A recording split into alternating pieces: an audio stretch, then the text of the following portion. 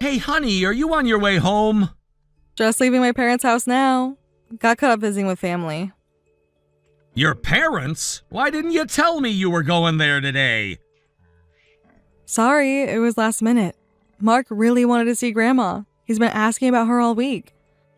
Her health has been declining. She's moving to a nursing home next month. Wanted Mark to have quality time with her before then. But it's almost 6 p.m. What about dinner? I'm starving. Been waiting here for hours. I know, I apologize. Got caught in horrible traffic on I-95. Complete standstill for over an hour. Barely moved 2 miles in 45 minutes. You should have planned better. You know how bad that interstate gets. Always jammed up this time of day. You're right, didn't think it through. Almost at the supermarket now, though. We'll pick up something special to make up for it. The supermarket? I've been home from work for an hour. Where have you been all this time? This is ridiculous. Like I said, traffic nightmare. Then Mark had to use restrooms, so we had to stop. Everything just took longer than expected. The whole day has gone by and I still don't know what I'm supposed to do for dinner. This is completely unacceptable. You know I need my meals on time. There are plenty of snacks in the kitchen cabinet if you need something right away. Just to tide you over until I get home. I'm sorry today's plans inconvenienced you, but I needed to prioritize this visit for Mark. You always complain and say how much you hate going to my parents with me. Snacks? I don't want junk. I want an actual dinner after work. Is that too much to ask? And I never said I hated going to your parents, just that their old house is spooky. But your dad does his best to maintain the dump, I guess. There are other options. Did you check the fridge? Plenty to choose from. I made sure to leave several meals ready. Like what? What magical meals are waiting in the fridge? Enlighten me. The leftover pasta primavera from yesterday. Could heat that up quickly. It's still really fresh and tasty. Had that for lunch already. I wanted something different tonight. You should know this. There's frozen fried rice from that Chinese place you love. The one you always rave about. It's from your favorite place. They use their special recipe. Just pop in microwave, ready in minutes. You usually love it. Are you serious? You expect me to eat a frozen dinner? What kind of wife are you? It's literally your favorite restaurant. The one you can't stop talking about? I'm walking into the store now. I'll pick up fresh ingredients for a delicious meal. What would you like? No, absolutely not. Not eating frozen junk. I deserve better after working all day to provide for this family. Can't believe you'd even suggest that. Since you asked, medium rare roast beef would hit the spot with roasted potatoes and green beans. Roast beef? That'll take hours to prepare properly. We don't have time tonight. Already so late. Then why offer if you're just gonna shoot down requests? Getting really tired of this. How about fresh snapper carpaccio instead? From that new Italian seafood place near Market? Everyone says it's amazing. From their counter, the fancy place? Yeah, I'll get catch of the day. Light and tasty appetizer. Perfect for late dinner. Actually sounds good. Just don't take forever at the store. Wasting away over here. Literally starving. Get sake, too. The good top shelf kind. Nothing cheap. Really? I mean, I guess I could. That'll add quite a bit to the bill. Obviously, only the best. Need a quality drink after today. Don't skimp. Of course. How could I forget? Your day must have been so difficult. Coming home to an empty house. The horror. Just get the sake and real wasabi, not fake green paste. You know the difference, right? Real wasabi root? That's pretty pricey. It's a delicacy. Like, seriously expensive. Don't care about the cost. I work hard for my paycheck. Least I can do is enjoy real wasabi. Stop questioning my choices. Fine. One expensive sake and genuine wasabi root coming up. Anything else, Your Highness? Actually, yes. pickled ginger for garnish if they have it. Pickled ginger too. The bill is getting ridiculous. But I guess only the best for you. You've got that right. I earned this money. I'll spend it how I please. Message received loud and clear. Checking out now. Be home in a flash. I'll be timing you. Drive safe. Thanks. Can't wait to dig into this delicious meal with you. Love you. Love you too. Now step on it. I'm fading fast. Hayden, about that frozen fried rice. Why do you think I bought it in the first place? How should I know? Lazy meal planning? Lack of consideration for my tastes? No, you impossible man. I bought it because you raved about loving it. Multiple times, in fact. Said it was just as good as the restaurant. Well, maybe my tastes have evolved. Ever think of that? I'm allowed to change my mind. Oh, really? And when exactly did your taste evolve? Because last week you demolished 2 containers of it. Praising it endlessly the whole time. Look, I don't need to explain myself to you. If I say I don't want it, I don't want it. End of story. No, not end of story. You're being completely unreasonable, making demands, changing your mind on a whim, while I'm out here trying to make you happy. Trying to make me happy? Is that what you call being late with no dinner ready? Forgive me if I'm not ecstatic. You know what? I give up. Nothing I do is ever good enough for you. I'm damned if I do, damned if I don't. Oh, spare me the pity party. You're failing at basic wifely duties. But sure, play the victim. Wifely duties? What century are you living in? I'm your partner and not your servant. Could have fooled me. All I'm asking for is a little consideration, a little respect for my time and efforts. Apparently that's too much. Consideration and respect go both ways, Hayden. When was the last time you showed me any? I show you plenty. Who pays all the bills around here? Who keeps a roof over your head? Providing financially doesn't give you a free pass to treat me however you want. I contribute in countless ways. Right, countless ways, like wasting my money on frivolous nursing home visits and not having my dinner ready. Are you serious right now? Taking our son to see his dying grandmother is frivolous to you?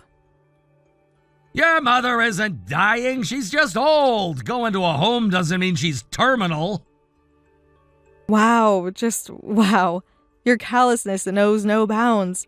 I'm done arguing about this. See you at home. Fine, run away from conflict as usual. Can't handle the truth. Just hurry back and don't forget my sake and wasabi. Oh, I won't. Got a feeling you'll need that drink to wash down the humble pie I'm about to serve you. Cute. Save the sass for someone who cares. Just bring me my food. I'm done talking.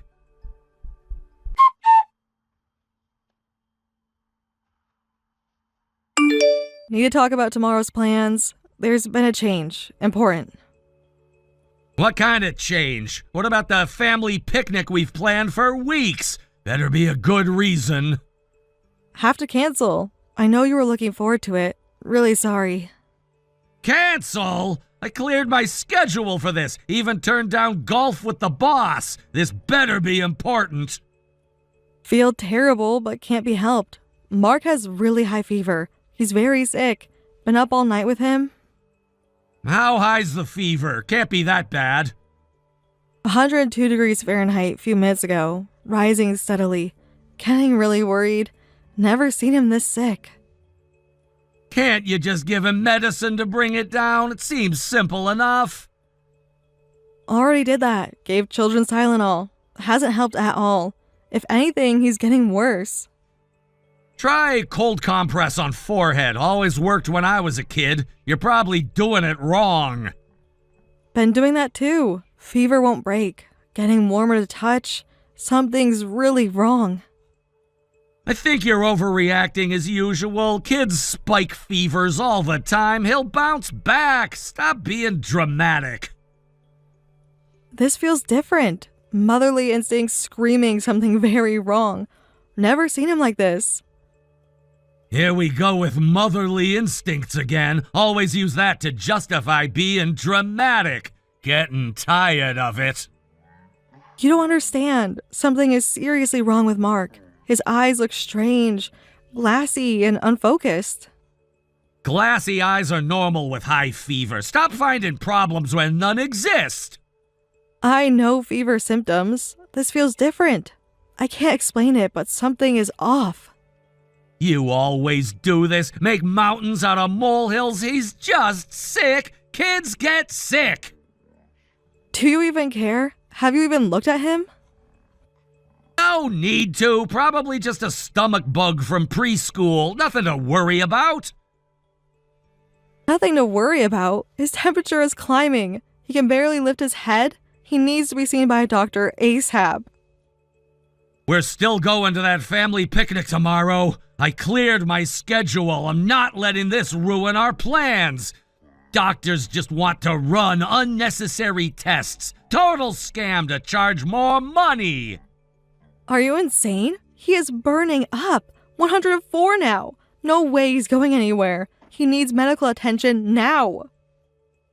You're being dramatic. He'll be fine. Just needs rest and fluids. You always fall back on motherly instincts to justify overreacting. There's no scientific basis for that. He needs a doctor, not your dismissive attitude. I don't give a damn about your precious picnic.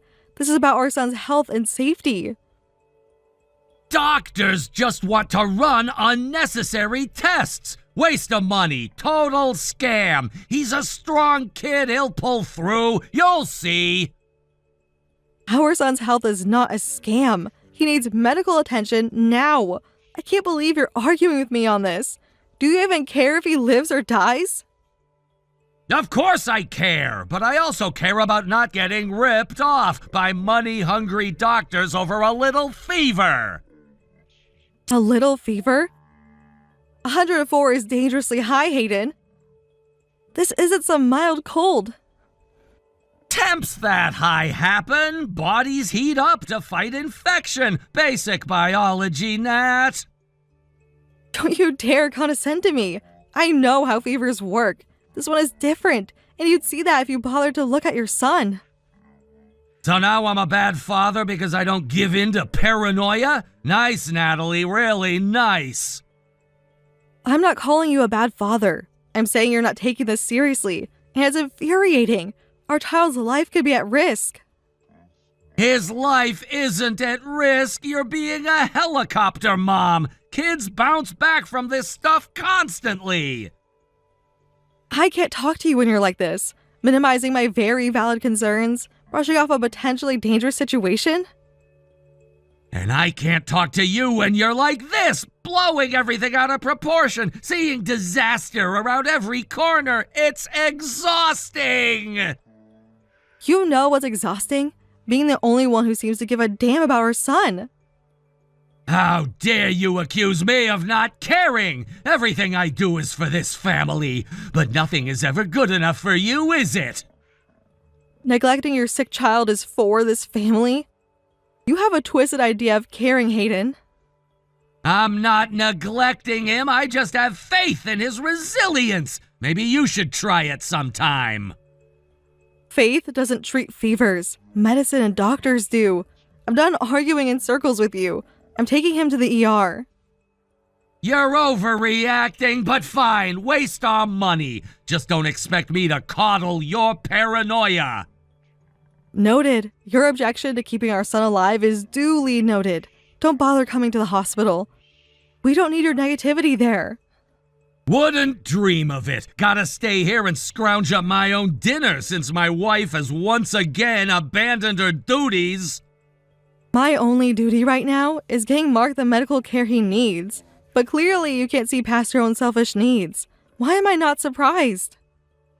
There you go again, twisting my words, making me the villain, when all I've done is provide and protect.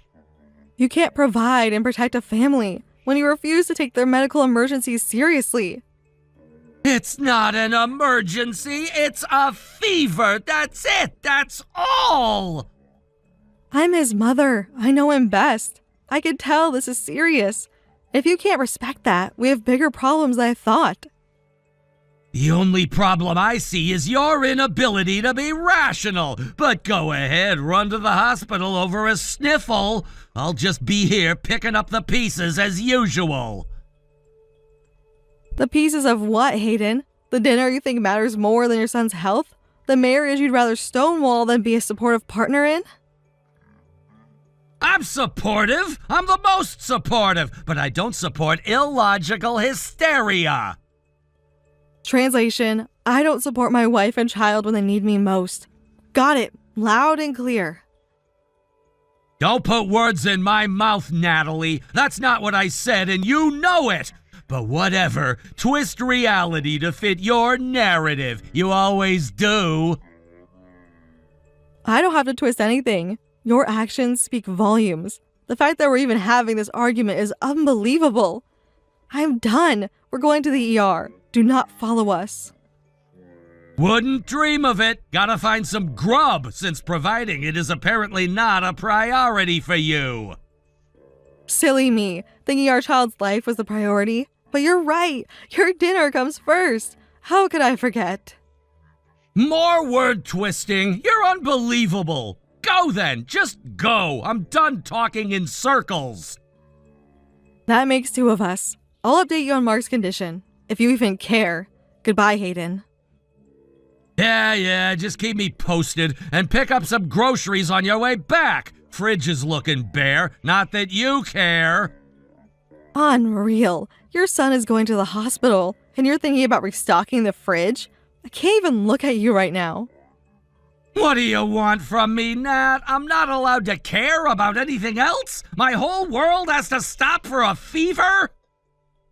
When it's a potentially fatal fever, yes, your world should stop. You should be rushing to your child's side, not worrying about your next meal. The fact that I have to explain this to you, I just can't anymore. I'm leaving. There you go again, storming off instead of hashing things out. Classic Natalie can't handle a little conflict. A little conflict? This isn't about me not being able to handle conflict. It's about you not being able to muster an ounce of concern for your sick child. But sure, make me the problem. That's all you know how to do. I never said you were the problem. Stop putting words in my mouth. All I said is that you overreact and refuse to discuss things rationally. There is nothing rational about your attitude right now. You're borderline sociopathic in your lack of empathy. Mark could be dying and all you care about is dinner and being right. It's sickening.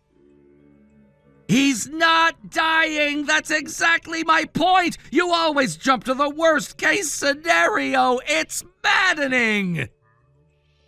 And your inability to take our son's health seriously is maddening to me. But apparently my feelings don't matter. Only yours do, as always. That's not fair! You matter to me! You both do! I just deal with stress differently than you! Your way of dealing with stress is to completely check out and ignore the problem, leaving me to shoulder everything alone. How is that supposed to make me feel valued? I don't ignore the problem. I just refuse to give in to panic. One of us has to stay level-headed. Level-headed? Is that what you call dismissing my concerns? Downplaying our child's condition? Silly me. I thought it was called being a neglectful jerk. Neglectful? Are you serious right now? I'm a lot of things, Natalie, but neglectful isn't one of them. How dare you accuse me of that? What else would you call refusing to take our feverish son to the doctor? That's medical neglect, Hayden. Plain and simple. Now you're just being dramatic, throwing around loaded words like neglect, when I'm simply trying to avoid unnecessary medical expenses. Someone has to think of the big picture here. The big picture? Hayden, expense should be the last thing on your mind right now. We're talking about a potentially life-threatening situation, but clearly money matters more to you than our own child. I don't even know who you are anymore. I could say the same about you. The woman I married wouldn't jump down my throat over a simple disagreement. She wouldn't hurl wild accusations at me instead of calmly discussing things. But I guess that woman is long gone now. You're right, she is. Because the man she married wouldn't gamble with his child's life to save a buck. But apparently that's who you've become. And I don't think I can live with that. I'm taking Mark to the hospital now. Don't bother coming. Fine, go then, but don't expect me to sit around and starve. I'll find my own dinner since providing for me clearly isn't a priority for you. I'm providing for our son. You know, that little person we created together? The one whose life currently hangs in the balance. But sure, focus on your dinner. It's not like you have a sick child or anything. Oh, wait. Enough with the guilt trips, Natalie. They're not going to work this time. I refuse to be manipulated into giving into your hysteria. Go coddle the boy if you must. I'll be here when you come to your senses. If thinking my hysteria is something I'll eventually come to my senses about helps you sleep at night, then you keep on telling yourself that. I'll be busy tending to our sick child. Don't wait up, or do. I don't really care at this point. Goodbye, Hayden. See you later, I guess. Hopefully minus the hysterics next time. A man can dream.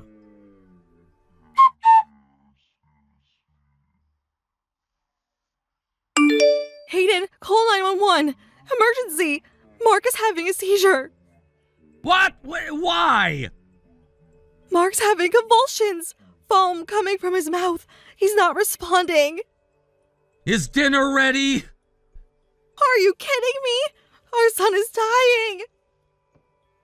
What about my food? I'm starving over here. Dealing with this stress is making me extra hungry.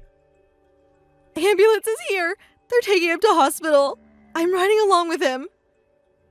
Ambulance is expensive. Think we can negotiate the bill? Seems a bit extreme for a fever. He's convulsing. He's turning blue. The paramedics say his temp is 105 and rising. He's in critical condition. Blue is normal with seizures. My co-worker's kid had one. No big deal. Probably just needs rest. No big deal. They're putting him on oxygen. Trained medical professionals are saying it's 100% necessary. I'm not overreacting. He is in serious trouble. Waste of medical resources. Doctors always overreact so they can charge more. He might not survive. I don't give a damn about the bill. Do you even care about your son's life? You're being dramatic again. Kids are resilient. So what am I supposed to do for dinner now? I'm riding in the ambulance. Do not follow me. Just stay home. But what about dinner? You never taught me to cook. I'm helpless in the kitchen. Seriously, our son is in critical condition. Make your own damn food for once. Can't you grab something for me on the way? All this worrying works up an appetite. I am not thinking about food right now. Typical selfish Hayden, only concerned with your own needs. Fine. I'll order takeout, I guess. The good stuff, though. I earned it today.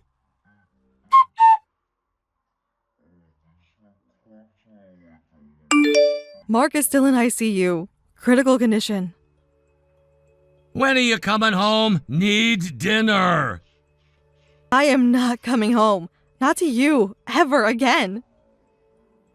What? What are you saying?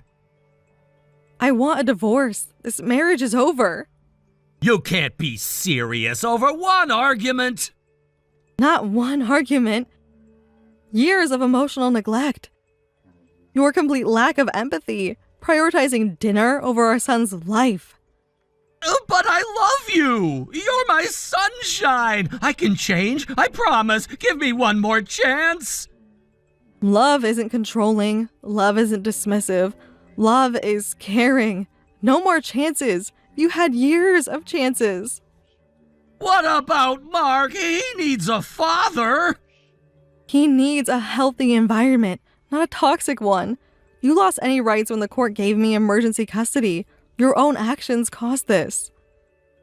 I'll go to therapy. I'll be better. Please, don't leave. We're a team. Partners. You can't just bail the second it gets tough. Too little, too late. I gave you endless chances to step up. You showed me exactly who you are. I'm done lighting myself on fire to keep you warm. We're over. This can't be happening. Is this really how it ends? Over a decade of marriage down the drain? I'm lost without you, Natalie. You're my everything.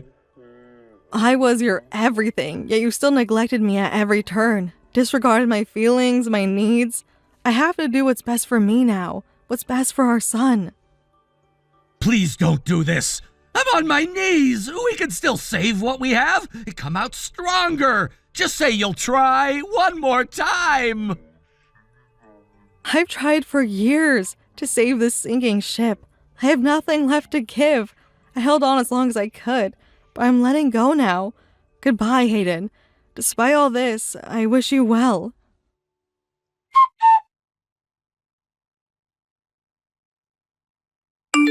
I miss you. Stop texting. Do not contact me. I've told you multiple times. Direct any communication through my lawyer. How's Mark? I have a right to know. You can't shut me out like this. Contact my lawyer. Emergency custody means you lost that right when you chose yourself over him at the worst possible moment. I'm seeing someone. Unfit? I'll show you unfit. This is far from over, Natalie. You can't keep my son from me. I'll fight this with everything I have. Professional help? Good. You do that. Waste your money fighting a battle you can't win. I'll be giving Mark the stable, loving home he deserves without you. Will you come back? This is unbelievable. I don't even know who you are anymore. You're not the woman I married. You're vindictive and cold-hearted. Never. Choose your next words carefully, Hayden. I'm done being your verbal punching bag. Threaten me again and I'll have you arrested. I'm different now. Arrested? You wouldn't dare. After everything we've been through, you'd stoop that low? I'm hurting here, Nat. I'm a wreck without you. Doesn't matter. You should have thought of that before the abuse and neglect. I'm done setting myself on fire to keep you warm. We're over. The house is empty. Please, I'm begging you. I'll do anything to fix this. I'll change. I'll be better. Just tell me what you need. Don't throw our life away. Not my problem. You threw our life away, Hayden. I gave you endless chances. Be a real partner and father. You showed me who you are. I believe you. I'm moving on. I can't sleep. Moving on to what, huh? You think you'll find someone better? Someone who will love you like I do? Good luck with that. Don't care. And there it is. The true Hayden. Arrogant, demeaning, and cruel. To the bitter end. I'm blocking this number. Anything else goes through my attorney. I need you! No, wait, I'm sorry. I didn't mean that. I'm not thinking straight. I need help, Nat. I need you. Blocking this number. What you need is professional help and a hard look in the mirror. I hope you get your act together one day, but I won't hold my breath. Wait, don't do this! Please, I'm on my knees. I'll die without you and Mark. You're my whole world. Goodbye, Hayden. If we were your whole world, you should have acted like it when you had the chance.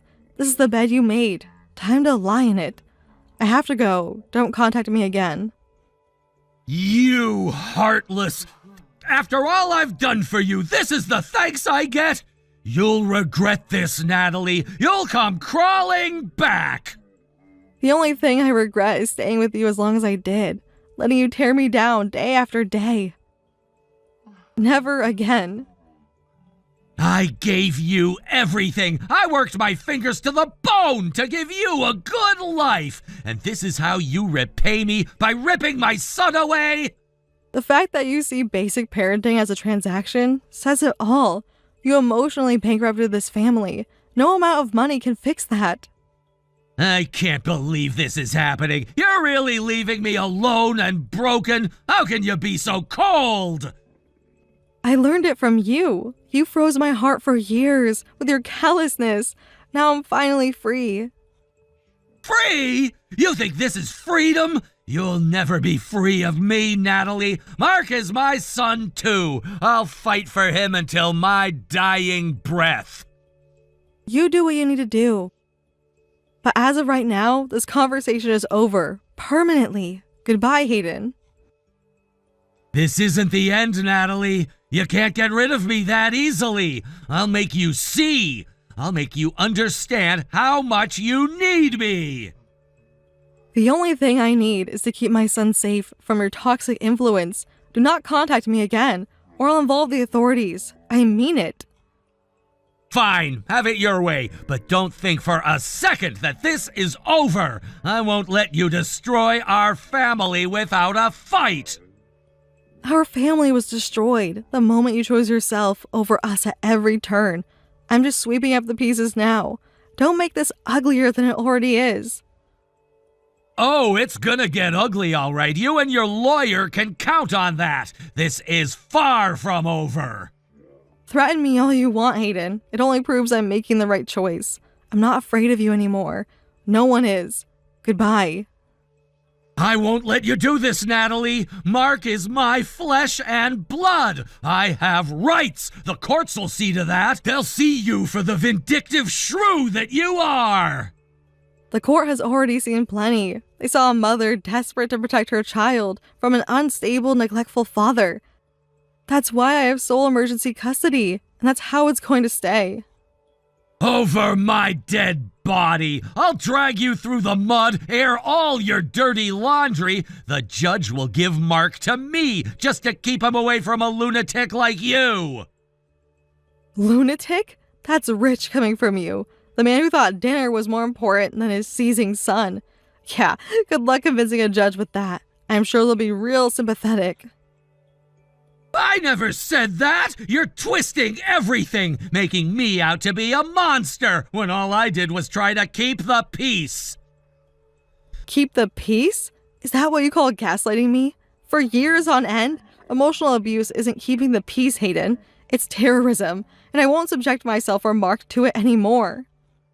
You're insane. Completely unhinged. The judge will see that. I'll make sure of it.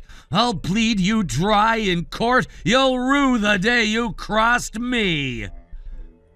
Bleed me dry? With what money, Hayden? Last I checked, I was the primary breadwinner. But sure, wasted measly savings, trying to strong-arm your way to full custody. See how far that gets you.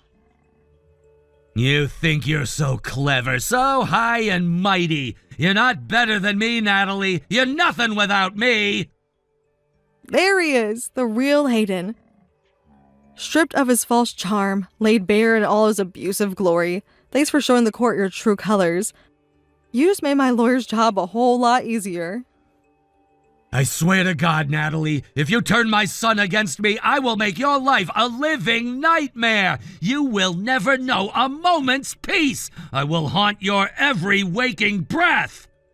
Threats. Why am I not surprised? You can't control me with fear anymore, Hayden. I'm not your emotional hostage. Not now, not ever again. Threaten me all you want. It will only cement the judge's decision. So please, keep digging your own grave. I'll just be over here living my best life, with my son, free of your toxicity. I'm done engaging with you. Anything else can go through my lawyer. Goodbye, Hayden. For good this time. This isn't goodbye. This is war. You've just made the worst mistake of your life. I will destroy you for this, Natalie. For taking my son. Mark my words, you will pay. The only mistake I made was not leaving you sooner. But I won't waste another breath on your empty threats and manipulations. You can't destroy me, Hayden. I've already survived the worst of you, and I came out stronger. You have no power over me anymore, no matter how desperately you claw to maintain control. It's over. I'm free. And there's nothing you can do about it. But seethe alone in your bitterness, because I won't engage further. Not now. Not ever. Goodbye.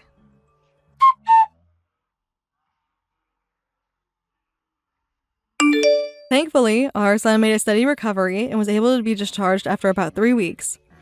As soon as he was out, I immediately divorced Hayden and moved back in with my parents, taking Mark with me. But even after the divorce, Hayden kept sending love letters to my family home. My parents found these cryptic writings disturbing and complained to Hayden's parents. I had already explained the circumstances and reasons for the divorce to both sets of parents, and my in-laws took my side. So when the disturbing letters happened, my ex-in-laws got furious at Hayden and made him stop sending the letters. I heard they really laid into him that time, and Hayden was crushed. Apparently, he's currently hospitalized for mental illness. I guess losing me was a huge shock for him. Well, if I was that important to him, he should have cherished me from the start. Hey Stella, got a minute? Maria, it's been a while. What's up? Sorry for the sudden message. Been really busy lately. Moving stuff, organizing things, you know how it is. Do you talk to my mother often? We have dinner together sometimes. Why? Just curious what she's been telling you. Kevin must have told you that my husband and I are living at Mom's place now. Yes, I heard. You started living with her last week, right? Already gossiping about us, I see. I guess Kevin tells you everything. He mentioned it because we were planning to visit. Visit? Since when do you visit Mom's house? We visit every few weeks. We've never seen you there, so it's a bit of a surprise that you've just decided to live with her. That's right. Mom's getting older and was living alone. Since you and Kevin have only been married for 3 years, it would have been too much for you to live with her. You should be grateful we're the ones taking care of her. We would have been happy to help too. Easy to say that now. But you two are still newlyweds. You wouldn't want Mom interfering with your life. Mom never interferes. She's very considerate. You don't know her like I do. She can be difficult. I suppose. Thank you. If there's anything we can help with, please let us know. Well, aren't you eager? Were you hoping to move into the house yourself? What? No, not at all. You seem awfully interested in Mom's house lately. Kevin mentioned you were asking about it. I was just asking if your mom needed help with maintenance. She has us for that now. Though if she asked us to live with her, we probably would have agreed. She's such a kind person. We'd welcome her anytime. Right. Being kind is about the only good thing about my mom. How can you say that about your own mother? You've only known her for 3 years. Try living with her for decades. That's not true at all. As a homemaker, I really admire her. Plus, it's amazing how she raised you and Kevin as a single mom. A single mom with plenty of resources. You make it sound like she struggled. Oh, please, Mom had it easy. Easy? Yes, easy. You weren't there. You didn't see how things really were. I mean, I was in high school when Dad passed away, and Kevin was in middle school. We weren't little kids anymore. Plus, Dad left her plenty of money. Sure, she worked, but she had it pretty easy raising us. I don't understand how you can dismiss all her efforts. What efforts? Living in a paid-off house? Having stable income from Dad's insurance? I still think it must have been challenging. You and Kevin both, always making her sound like some saint. She wasn't exactly suffering. Anyone who's been a stepmom to babies would be angry to hear that. Mom didn't struggle at all. She seemed to enjoy every day. Maybe she tried to stay positive for you both. Or maybe she just had it easy. Maybe that's just how she made it seem. After all, she put both you and your husband through college, paying for everything. Here we go with the college story again. That was all from Dad's inheritance. How else could we have lived so comfortably? Don't act like she worked herself to the bone. We never had money problems, even in a single-parent household. I see. You don't see anything. You weren't there. But now she's turned into such a stingy old lady, probably because the inheritance is gone. I don't think that's fair. Of course you don't. You two are exactly alike. Well, we're doing her a favor by living there, but she won't even pay for renovations. But the house is still in great condition, isn't it? Thanks to your mom's constant maintenance. I've always admired how spotless she keeps everything. Oh, so you're a penny pincher too. No wonder you get along with Mom. Always praising her housekeeping. Like that matters anymore. The house needs a modern touch. I think the house is perfectly fine as it is. You would say that. You haven't even seen our renovation plans. Does your mom want these renovations? Mom doesn't know what she wants. She's stuck in the past, always keeping everything the same. Maybe she likes things the way they are. That's the problem. Nothing ever changes with her. Change isn't always necessary. You sound just like her. If it's not broken, don't fix it. That's why the house looks so dated. The house has character. Character doesn't sell well. Sell? Who's talking about selling? I'm just saying, property values and all that. She would never sell that house. People change their minds. Circumstances change. You never know. You've only been there a week, haven't you?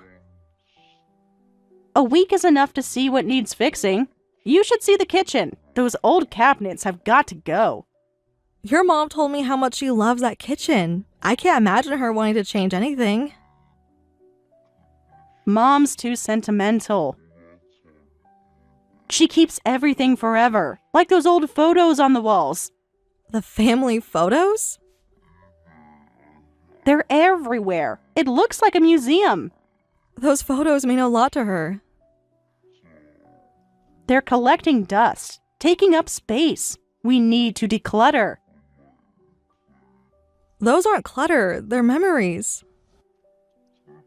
Memories don't need to be on every wall. Besides, most of them are ancient, from when Dad was alive. That's exactly why they're precious. You wouldn't understand. You never knew Dad. No, but I know how much your mom treasures those memories. See, this is why we need to handle things. You and Mom always living in the past. It's not about living in the past. Of course it is. That's all Mom does. Your father would have. Your father used to. It's always about Dad. She misses him. It's been years. She needs to move on, like we did. Everyone grieves differently. Grief doesn't pay bills or maintain a house. She's lucky we moved in. Lucky? Someone needs to take charge, make decisions, and get things done. Your mom can make her own decisions. Really? Is that why the house looks exactly the same as it did 10 years ago? That's her choice. Poor choices. That's why we're here now. To help her or to change everything. Same thing. Change is help. You'll see. I'm not sure she'll agree. Mom will thank us later, once she sees how much better everything is. Modern, clean, organized. The house is already clean and organized. Your standards are as low as Mom's. You should see some of the home renovation shows. That's what we're aiming for. Those shows are about flipping houses. So, good design is good design. But this is your mom's home. For now. Things change, like I said. I'm not sure if renovating is necessary. Shouldn't you be saving money? There it is. You and Mom were made for each other. You're both as frugal as anything. This has nothing to do with being frugal. It's about what's necessary versus what isn't. Whatever. You wouldn't understand our vision for the house anyway. Oh, right. I almost forgot why I messaged you. We actually started some renovations, and I need you to take some junk away. Junk? Wouldn't it be better to hire professionals for garbage disposal?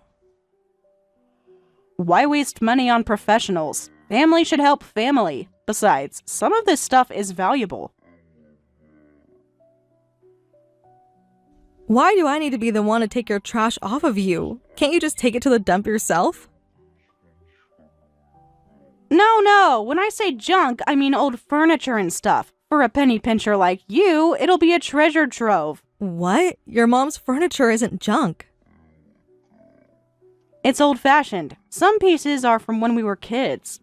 Those pieces have sentimental value. Sentiment doesn't match our new design. But we have all the furniture we need.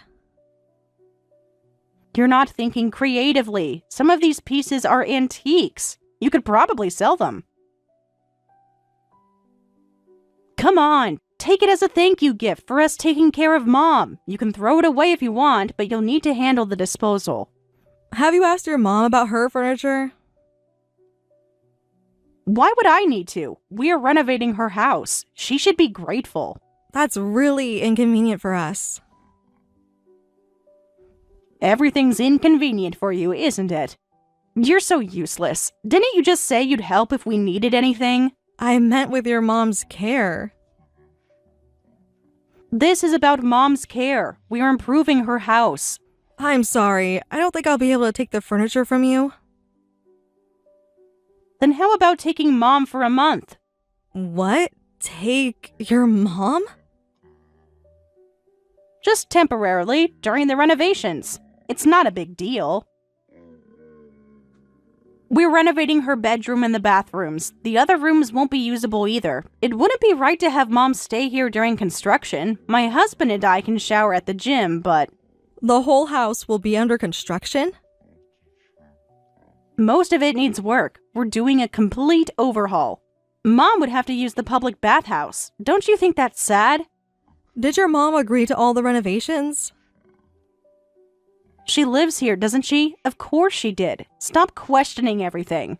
I could probably accommodate her for a month. Finally, a sensible answer. See how easy that was? We have a guest room connected to the main house. That could be her bedroom. Would that work? That's perfect. Having a separate space is even better. Plus, Mom will be happy to stay with you. She's always praising your cooking anyway. And your clean house. Okay, but let me check with Kevin first. Why bother? He'll say yes. It's his mother. That may be so, but I still need to ask him if it's okay. I can't just bring her in the house with no warning. Oh, please. My brother will definitely say yes. Being kind is his only redeeming quality. I still need to discuss it with him. You're so proper about everything. I'll send her over the day after tomorrow, okay? That's very sudden. We need to prepare. What's there to prepare? The room is there, isn't it? Mom doesn't need much. We'll let you know as soon as the renovations are done. How long exactly will the renovations take? About a month, give or take, depending on the contractors and the weather. Why? Is that too long for you? No, I just want to make sure we're ready. Ready for what? It's just Mom. Don't worry so much. Mom's easy to take care of. She hardly complains. Just make sure the room is ready by the day after tomorrow. That's really soon. Time is money with contractors. We need to start right away. All right, I'll start preparing today. Good. Finally, you're being helpful. Mom won't need much. Just her clothes and some personal items. We really appreciate this. I'll make sure everything is ready. Perfect. I knew we could count on you. This works out so well for everyone. Thanks, sis.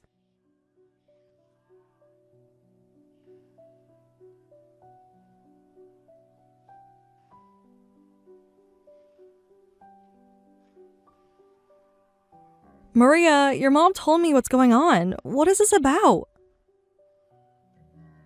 Oh, you finally want to talk? How is she settling in? Stop avoiding the question. What has she been saying? About telling her not to come back home? She told you about that already? I was going to explain eventually. It means exactly what it sounds like. The house is in my name now, so why would Mom need to live there? You can't be serious. When exactly did this happen? The paperwork was finalized last week. It's all perfectly legal. But it was Mom's house. You can't just suddenly tell her she can't come back. The house needed younger owners, someone who could maintain it properly. Besides, Mom likes living with you, doesn't she?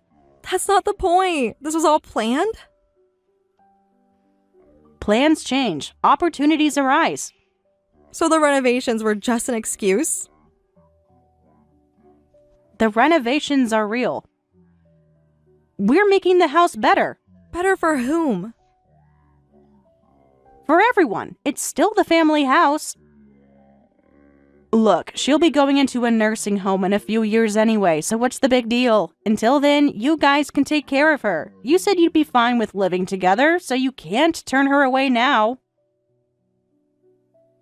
We won't turn her away. She will continue to live with us.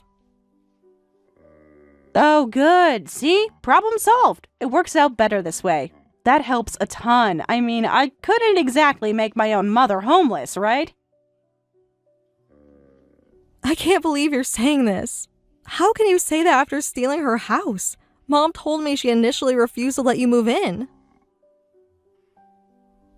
That was different. She was being stubborn. She wasn't thinking clearly, but she eventually agreed, so it's her own fault for changing her mind. She trusted you. She thought you were moving in to help her.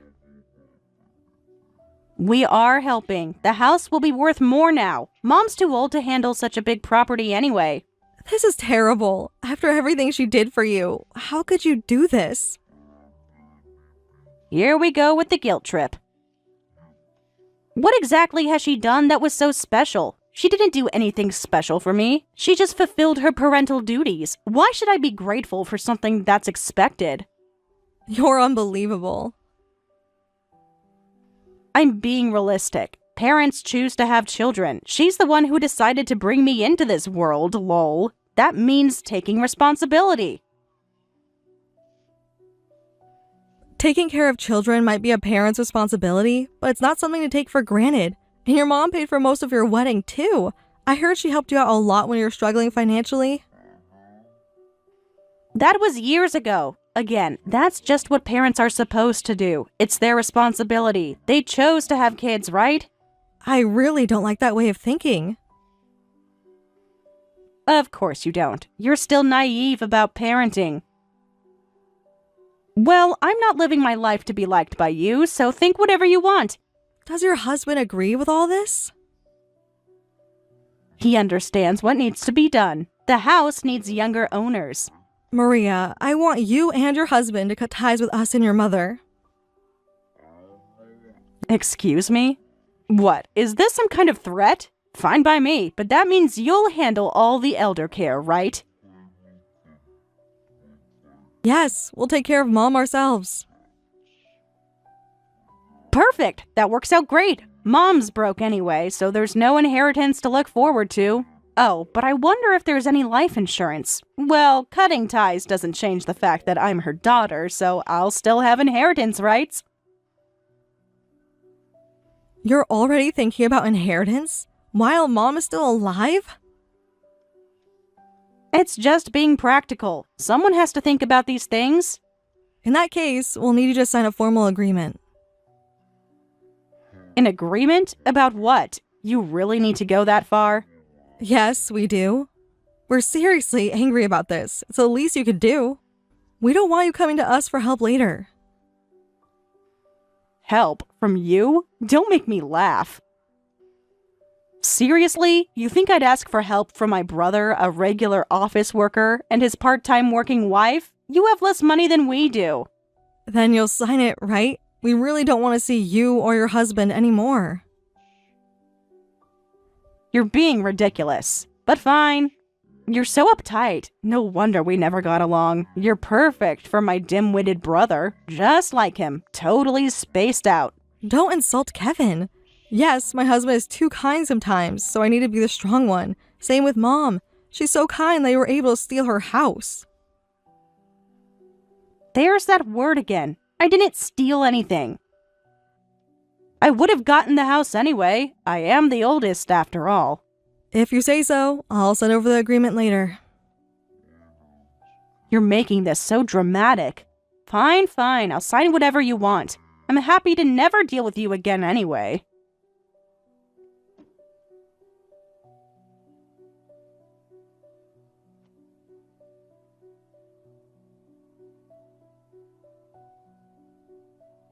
Hey Stella, how are you? Still living with Mom? What do you want? We got ties, remember? Don't be so cold. It's been months. The house looks amazing now. You should see it. We have nothing to discuss. Don't be so hostile. You haven't blocked my number, so that means I can still text you, can't I? I only kept you unblocked in case Mom needs to contact you in an emergency, though I doubt she'll ask me to. She's still mad after all this time? You know how Mom is. She usually gets over things quickly. This isn't something to get over. By the way, we renovated the exterior of the house too. It looks really beautiful now. You should come see it. Though you can't come inside, of course. I'm not interested in the house. We redid the garden. Remember how Mom always wanted a koi pond? We put one in. It's gorgeous. I won't be coming. I don't even want to pass by that neighborhood. You're still so dramatic about everything. Well, whatever. You're cramped in that tiny apartment with 3 adults. You must be so jealous of my beautiful home. Our home is perfectly fine. 3 adults in that small space? Please. How do you even manage? I don't think about that at all. Sure, keep telling yourself that. But honestly, I'm glad you took the old lady off our hands. Now I can live in the house without feeling guilty. Thanks for that. You should feel guilty. For what? Making the house better? Mom wasn't doing anything with it anyway. The house has so much space now. All that room just for us. No old furniture cluttering everything up. I'm super glad you took her in for me. I feel the same way. Thanks to you, we get to live in a mansion. What mansion? What are you talking about? Really, thank you for making Mom live with us. Stop being cryptic. What do you mean by mansion? We're building a duplex right now. It's huge with a beautiful yard. It's a mansion to me. We might even get a dog. You're making this up. There's no way you could afford that. A duplex? You're lying. How could my brother afford that? He works at a company that pays less than my husband's. You really don't know anything about your own brother, do you? You seem to be mistaken. Kevin's salary isn't as low as you think, but actually, Mom is the one who's building the house for us. What? My mom? What are you talking about? Yes, she said there was no point in holding on to the money, so she's using her savings to build it. What savings? Mom doesn't have that kind of money. She's always complaining about expenses. Apparently, Mom barely touched her father's inheritance. She used it for her education expenses, but everything else she paid for with her own salary. That's impossible. I would have known. So, we were well off because of Mom's income. Was she earning that much? You never bothered to ask, did you? Of course I didn't. She never seemed to work that much. I don't know the exact amount, but besides her regular job, she was doing investments and side work too. She worked really hard so you and your husband could do whatever you wanted. She only slept about 3 hours a day. You're lying. She was always home when I needed her. That can't be. I had no idea Mom was working so hard. Of course you didn't. You kept saying she had it easy. How was I supposed to know? She never told me. I've never met anyone who fits the saying, children don't know their parents' hearts better than you. Did Kevin know? Did he know all this time? Kevin noticed, you know. At least he knew Mom was working late into the night. Why didn't he tell me? I need to apologize to Mom. I'll apologize, and this time I'll really take responsibility and live with her. You still don't get it, do you? Stop it. What kind of joke is this? Let me guess. You're planning to take over the duplex next? No, that's not what I want. I just want to talk to Mom. Sorry, but the property is already in Kevin's name. Give me Mom's contact info. She's blocking my calls and I can't reach her. That's what cutting ties means. You can't just keep her from me like this. I'm her daughter, her firstborn. Okay, fine. Then I'll come to your place. At least let me apologize. I'd rather you didn't. Besides, we've moved, and I have no intention of giving you our address. You can't hide her forever. I'll find out where you live eventually. Someone must know where you're building. Are you threatening us now? So you already had plans to build the house when you talked about cutting ties? You're more calculating than I thought. You've been planning this all along, haven't you? You're the worst. You manipulated Mom with your sweet words. That's not true. The house came after we moved. Actually, we were against building it at first. We didn't want Mom to spend the money she worked so hard to save. Oh, playing the dutiful daughter-in-law again? Always so perfect, aren't you? Then why did you end up building it? It was Mom's strong wish, and after we moved, I found out I was pregnant. We might have needed to move again soon anyway. Also, Mom said she wanted to leave as little inheritance as possible for you. She can't completely prevent you from inheriting since you're blood related, so she wanted to use it while she's alive. You're pregnant too? How convenient. Wait, what do you mean leave as little as possible? That's not fair. I'm Mom's child too. It's not right that only Kevin gets everything. You gave up any right to complain about fairness. I have legal rights. She can't just write me off like this. After what you did, it's completely fair. You took advantage of the mother who did everything for you, stole her house, and threw her away. You brought this on yourself. I didn't throw her away. You took her. She could have stayed if she wanted to. Fine, just ask Mom for renovation money then. There's still a lot of work to be done on the house. Mom's reading these messages right now and just sighed. She says she doesn't have a single penny for you anymore. Mom, are you really there? Stella, give the phone to her. Mom, please answer me. Mom, I'm so sorry. I was wrong. Please forgive me. I'm sorry for taking the house. I'll make it up to you. We can fix this. It's too late for anything you say now. Thanks to your horrible personality and treatment of Mom, we were able to make up our minds. We're all actually grateful that we could cut you out of our lives. You can't do this. I'll find where you're building. I'll come see Mom myself. You can't keep her from me forever. Any further threats and will involve the police. They're threats now? I just want to see my mother. And you need to stop calling her Mom. You're not even her biological child. I am. We're done here. Wait! Stella!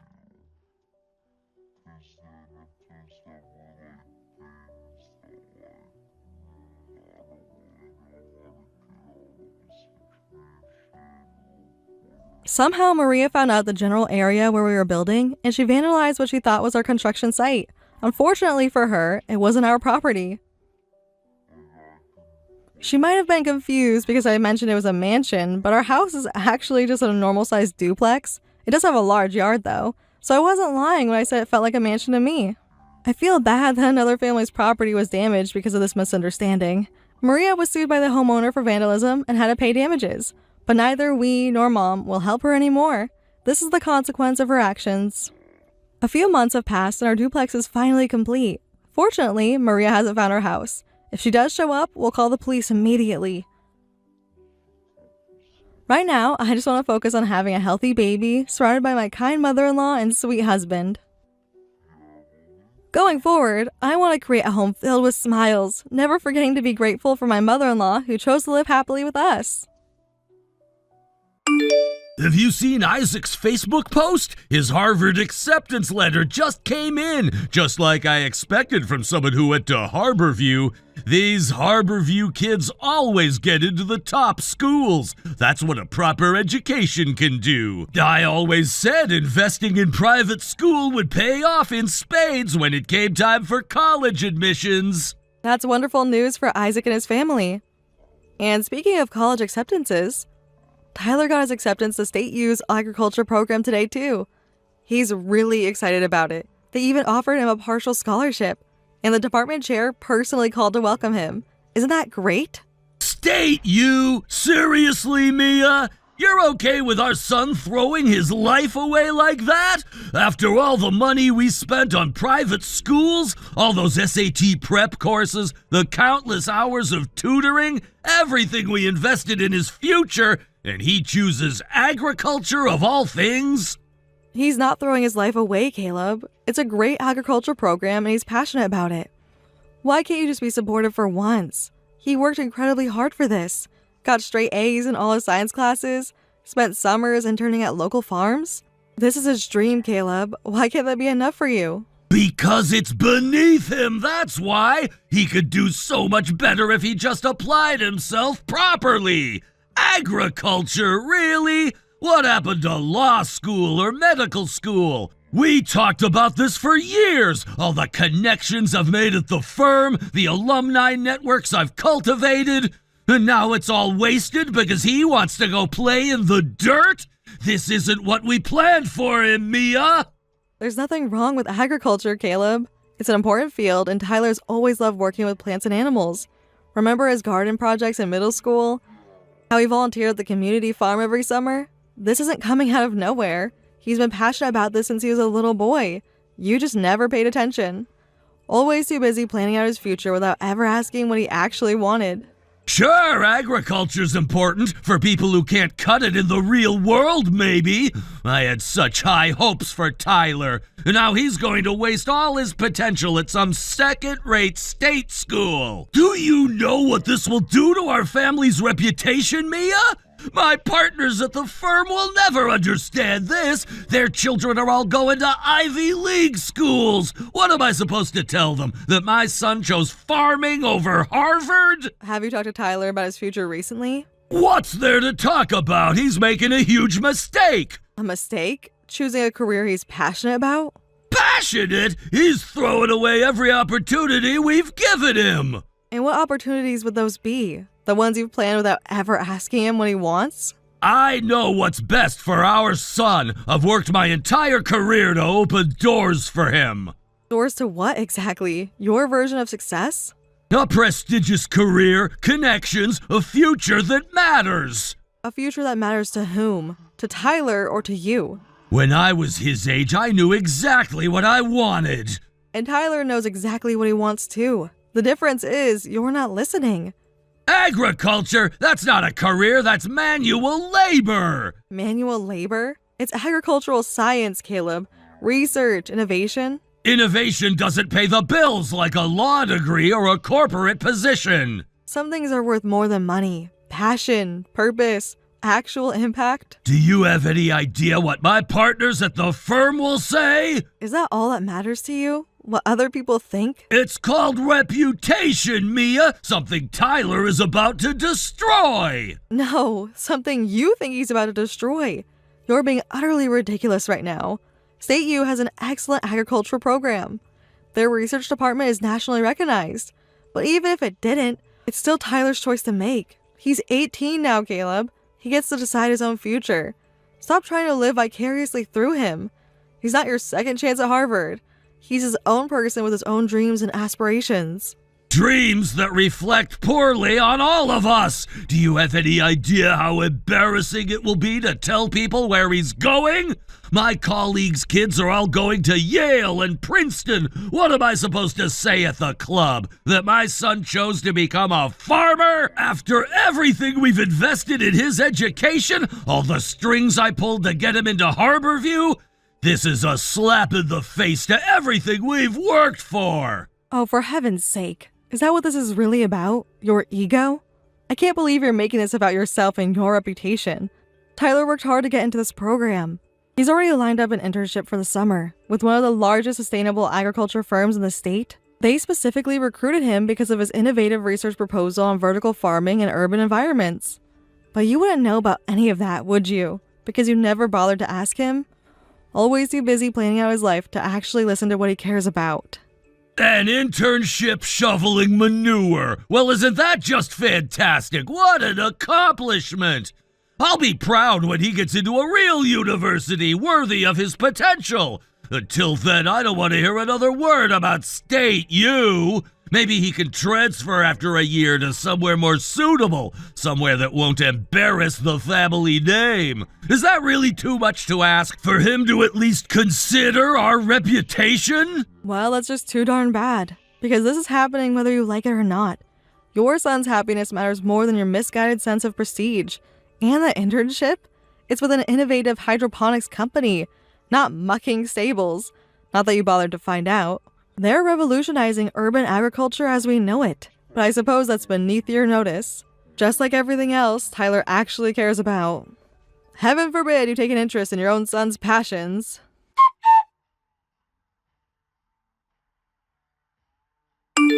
Hey honey, just checking in. How are you holding up?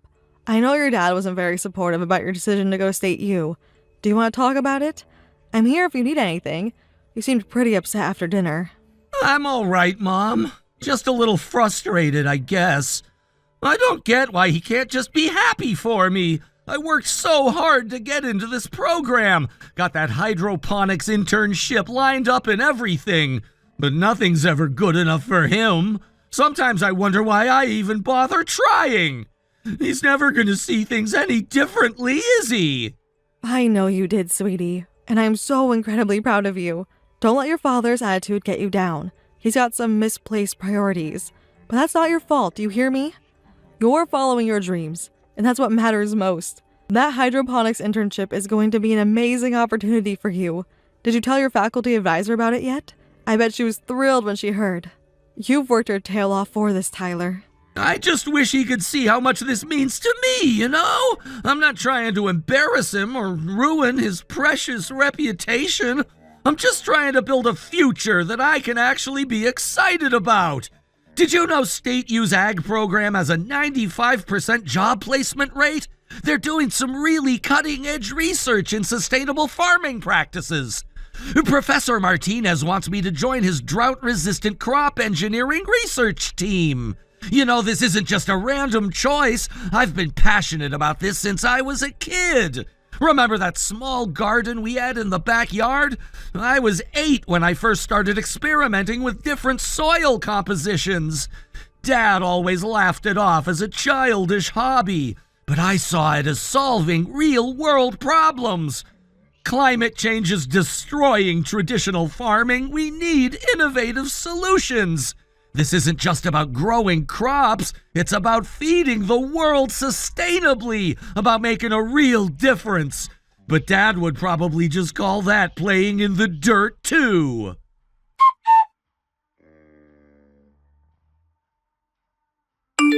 You'll never guess who I just ran into at the club. Charles and Evelyn Henderson. I had to lie through my teeth about where Tyler's going to college, told them he's still deciding between schools. This is beyond humiliating, Mia. I couldn't even look Charles in the eye. Not with their son headed to Princeton on a full academic scholarship. What am I supposed to tell people now? That my son chose farming over an Ivy League education? Oh, for heaven's sake, Caleb. Who cares what the gosh darn Hendersons think? Tyler's happy with his choice. And that is all that should matter here. Why did you lie? Are you really that ashamed of your own son? Is your social status really worth all this drama and discord? Do you have any idea how Tyler would feel if he knew? That his own father is too embarrassed to even tell the truth about his accomplishments. What kind of message do you think that sends to him? It matters because I have a reputation to uphold. People expect great things from our family, Mia. How does it look when my own son is settling for a State U agriculture degree? I've spent 20 years building up this reputation, cultivating the right connections, and now he's just gonna throw it all away. For what? Farming? Do you have any idea how hard I've worked for this? The doors I've opened, the opportunities I've created, all that wasted potential! It looks like our son is courageously pursuing his passions and forging his own unique path in the world. Why is it so hard for you to accept and be proud of? He's not throwing anything away. He's building something meaningful, something that actually resonates with who he is. Unlike you, apparently, who only seems to care about appearances and what your uppity country clubhouse think. Tell me, when was the last time you asked Tyler about his dreams? His personal goals and interests? Not your dreams for him, his own. This isn't about his dreams, it's about the future we've planned for him. He has so much potential and he's squandering it on a useless dead-end degree. This is not what we sent him to private school for. It's not why we hired all those tutors or pushed him so hard academically. Everything we've invested in his future, the networking events, the influential connections I've made, all of it wasted now, and for what? So he could go play farmer? How could you not see what a colossal mistake this is? Will you listen to yourself right now? Agriculture is not a useless or dead-end degree. It's a thriving, increasingly crucial industry, absolutely brimming with opportunities. You're just too blinded by your own snobbery and elitism to see that. Do you know how many successful entrepreneurs came from state schools? How many innovators started with modest beginnings? Your narrow definition of success is suffocating. Success isn't about the name of the school. It's about passion, dedication, and making a real impact. Tyler understands that in a way you never will. He sees opportunities where you only see limitations. The world is changing, Caleb, and your outdated view of success is becoming irrelevant. Did you know the program has a 95% job placement rate?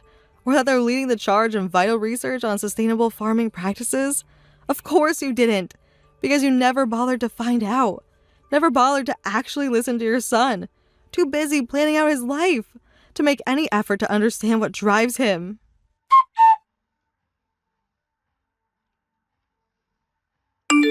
Mia, please, I've been trying to reach you for days now. Can we just talk about this? I miss you so much. The house just feels so empty and lifeless without you both in it. Please just give me a chance to explain, to try and make things right between us. There's nothing left to talk about, Caleb. I meant what I said that night.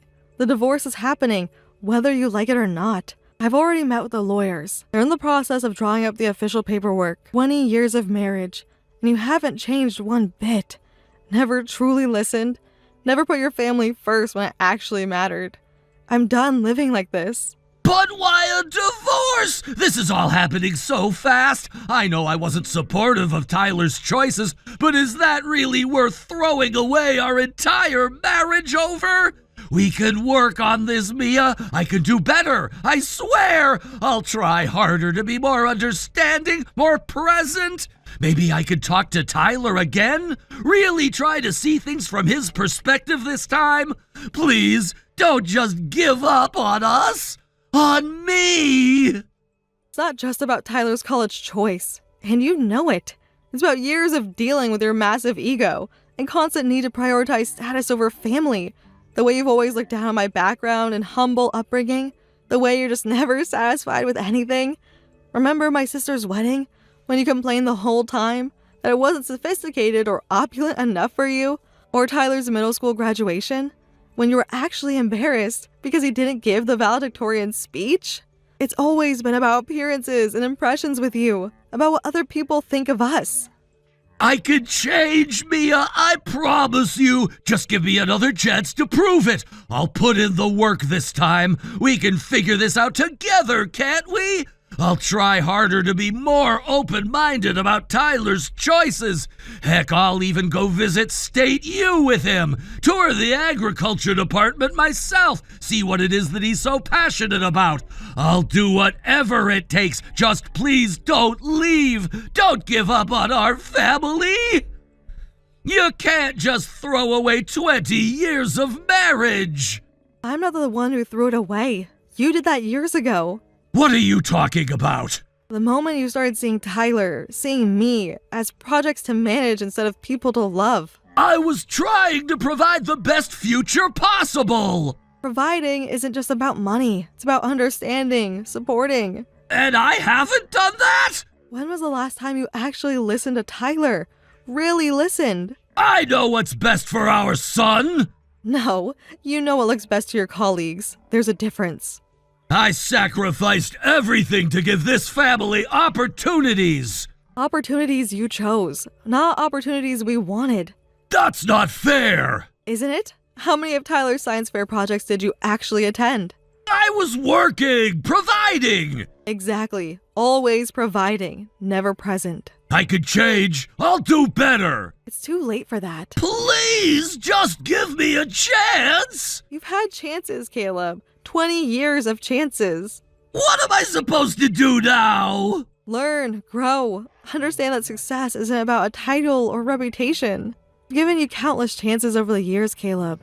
Countless. I've watched you repeatedly disparage my background and belittle our son's interests. I've listened to you mock and dismiss my family's so-called simple way of life, as if growing up on that farm was something shameful, as if it made us lesser somehow. You never understood that my father, working that land day in and day out, taught me more about integrity and values than you ever learned at that overpriced prep school. Maybe that's why Tyler connects with agriculture so deeply. He sees the dignity in that honest work, the value in creating something real and meaningful, not just endlessly chasing status and admiration. Mia, please, I am begging you, don't do this to us, to our family. We could go to counseling. I'll learn to be more supportive of you and Tyler. Just don't throw it all away like this. Remember our wedding vows? For better or worse, doesn't that mean anything to you anymore? Don't we at least owe it to Tyler? No, we don't, Caleb. Not anymore. I've already signed the papers. It's done. Tyler and I are moving out this weekend. We found a nice little apartment near the State U campus. It's time for a fresh start. A chance to breathe again. To live our lives without constantly walking on eggshells. Without the pressure of always measuring up to your impossible standards. Tyler deserves that chance to grow into himself. And frankly, so do I. We both need this. Mia, I am begging you here. Don't just walk away from our marriage like this, from the life we've built together, from everything we once planned and dreamed of. Please just take a moment and really think about what you're doing. What about the house, our retirement plans, the future we've spent 20 years mapping out? How can you throw all of that away so easily? I'm not the one who threw it away, Caleb. You did that. You did it every time you insulted or degraded me. Every time you tore Tyler down or dismissed his passions. Every time you put your own ego and reputation above your family's well-being. I'm just making it official now, that's all. The house, the plans, none of it matters anymore. Not when we're all so utterly miserable. Not when Tyler can't even have an honest conversation with his own father without feeling judged or belittled. I can't lose you, Mia. I can't lose our family. You're all I have. Please, I am willing to do anything to fix this. Just tell me what you need from me and I'll do it.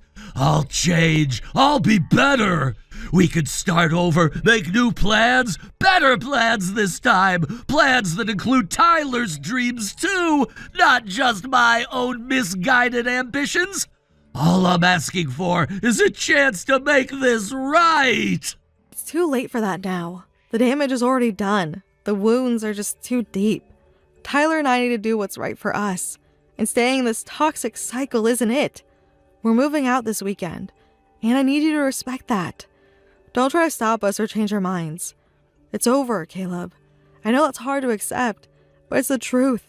Sometimes love isn't enough. Sometimes you have to lose something completely before you can understand why it really mattered.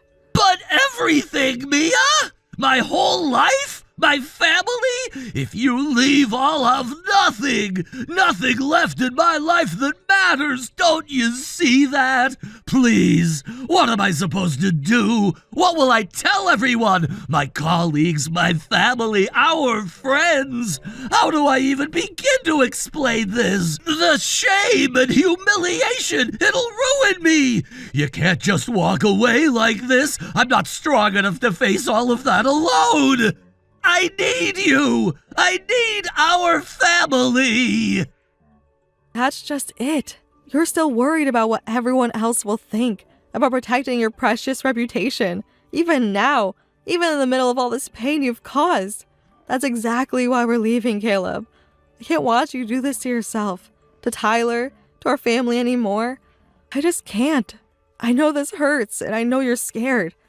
But I need you to let us go. To let us heal from all the damage that's been done. Please, if there's one last thing you can do for us, just let us move on in peace. That's all I'm asking.